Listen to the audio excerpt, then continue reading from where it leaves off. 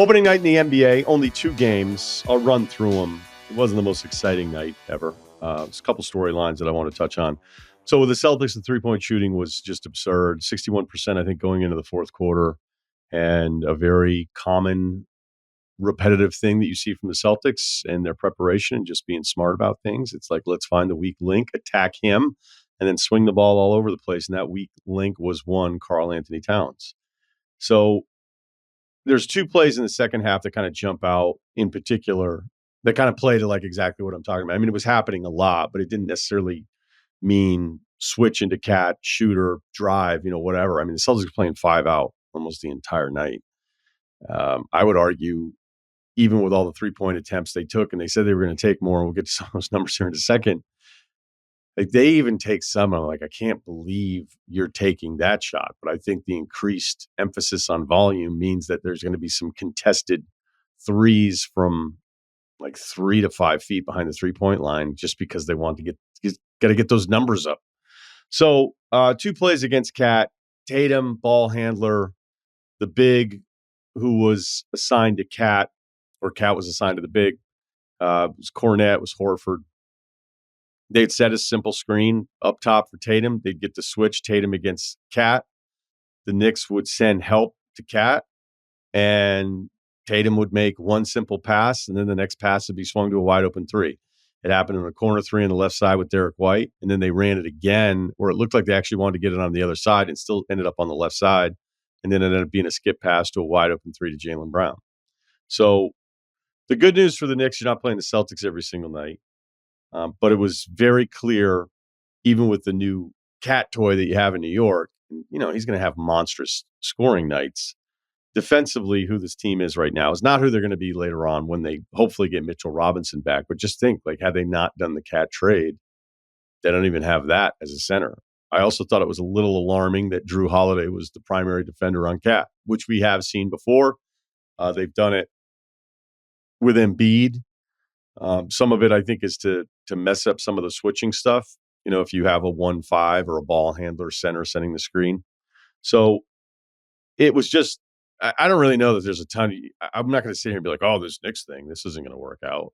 Bridges had his shooting struggles in the preseason, 2-19. He was better last night.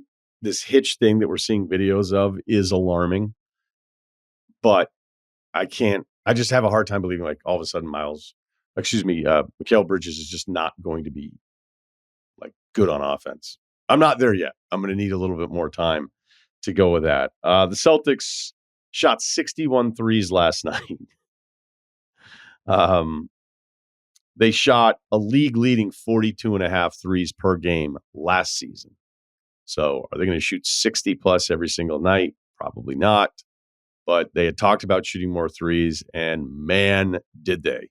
The other side of that is they took only 8 free throws. So it'll just be something for Celtics fans. I don't know how many games they're going to be losing this year, but if you start looking at like free throw differential and bitching about every little thing because you're obsessed with your team, you're like, oh, they just never get any calls. But like, well, you're not going to get any calls if you take 60 threes a night. Again, they're not going to take that many, but there will be some relation there to a lower free throw total. So I'm just warning you, bloggers. There you go. One last thing on this game. With the Celtics hitting their 29th 3, they tied the all-time record with 11 minutes to go. I think it was about like a minute in when they hit the 29th. And then they missed their next 13. It was clearly all they were trying to do on offense. I was like wanting to see it happen. I don't know that it would have changed my life. But when they dribbled out the last one and Reggie Miller's like, no, that's good. It's the right things. No, it isn't. Chuck it up again. Full tempo. Everything you got. Take it early. All the bad 2-for-1s in huge spots. I want a 3-for-2 there. I want someone sprinting up. You say, well, they missed 13. They'd had their chance. No. There was still time on the clock, and there was still a record in play. Get the shot up. This dribbling out stuff to like honor each other. It's just not. I think they were, as much as I love Steve Kerr when they took Klay Thompson out of that game years ago, it's like, leave him in. See if we can get 70 here tonight, All right, so that game wasn't great. Minnesota Lakers, also not all-timer, but some really good stuff from Anthony Davis that we'll get to here in a second. He was incredible. Turnovers and second chance points, a big part of why the Lakers had this buffer kind of in the score throughout the entire night. Lakers better movement, and seeing Reeves just be able to show that he's so much more. It's just going to be really important for him this year because I just think he's such a terrific player. So I thought there was more movement, just more stuff like, hey, entry pass here, cut, but there's also something else over here. So, I don't know if that's JJ and the entire – I assume it's JJ and the staff that I think is just really up for the challenge. But Anthony Davis was the story, 36 and 16, 4 assists. He took 15 free throws. And when Anthony Davis takes a lot of free throws, that just means the other team is helpless against him because Davis does not foul bait like others. He's not somebody where you're watching just multiple plays being like, how did he get those free throws? Like, why are you bailing him out of that one? I know years ago, and I still reference this game, it was a Memphis regular season game where he took 1 million free throws, but he earned like every single one of them because he just had this fire that night that I think is the thing we wish we saw more often from him, despite the fact he was fantastic last year, finally stayed healthy. For me, it's never been a doubt of his talent. It's just always like his availability.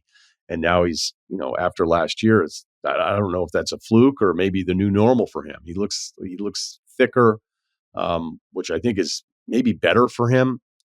But look, he had an attitude last night. The stuff at the rim, just complete domination. The block on Rudy when Rudy tried to dunk it and AD's coming from the other side. And just, again, some attitude from him that I loved. And, he's the best player on the court last night. So he was incredible. Julius Randle, not incredible. He's 5 of 10, 16, 9 and 4. It's his first game of the new team. So I'll relax here a little bit. Unfortunately, just little reminders of some of the stuff with him that can just be really frustrating because we know how talented he is. The numbers that he's put up, we've been through the whole thing. But like if you go through those teams, the old joke of like every team has to have a leading scorer. It was, well, if we don't have a better option than him, he's probably the more talented guy if your team's not very good and he's going to put up all these kinds of numbers. But with Ant there in Minnesota and the way they play, you're going to need Randall to be just more invested in the times that he doesn't have the ball. And they were talking about how like he was a little too passive. I didn't think he was passive in the beginning.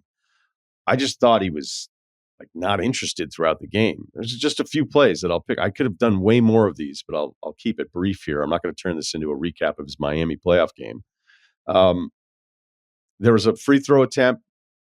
He's got the inside position on Austin Reeves. He just doesn't even box him out. Reeves gets the rebound. Reeves also, if you look at that play, was really smart in the way he kind of baited Randall into thinking that he wasn't going to crash the boards. So he stays away from him instead of lining up right on him. So that's something I'll be looking for more with Reeves to see if he can get other guys that way. But unfortunately for Randall, it's like you didn't even bother. And then immediately after that, he's opposite the ball on the lower block. So he's kind of like on the baseline. And Rui's his assignment. And Rui it wasn't even complicated. He just snuck behind him because Randall stopped paying attention to him. Rui gets the catch, dunk. Randall doesn't even move. Then it's kind of like a head down, up and down the court. The transition defense for Minnesota was terrible last night. And Randall is part of that. Like when he doesn't feel like he's going to be involved or he's like, man, what am I really going to be able to do? I'll just take it easy on the way back. And then he had a foul while the Lakers earned the penalty really early with 7 minutes to go in the fourth quarter when it felt like Minnesota was putting together a little bit of a run based on Ant, starting to just dial up his stuff. And he fouled Anthony Davis 94 feet away from the hoop after a rebound. It's like, okay, well, now it's just free throws. So first game, new team. I'm not going to freak out about it. I do wonder, with Randall starting and the Nas element, because the Cat trade, Nas Reed allowed you to make the Cat trade. And I think the funniest thing about last night's games were that you had the Cat deal on defense where he's the weak link. He's going to be attacked. And now he doesn't have Rudy covering up for his mistakes or just not even like, Cat has had moments, I think like against Jokic, he did really well because it's all in front of him and it's a bigger guy, so it's a little bit. It's not like he's shutting down Jokic, but he just battled.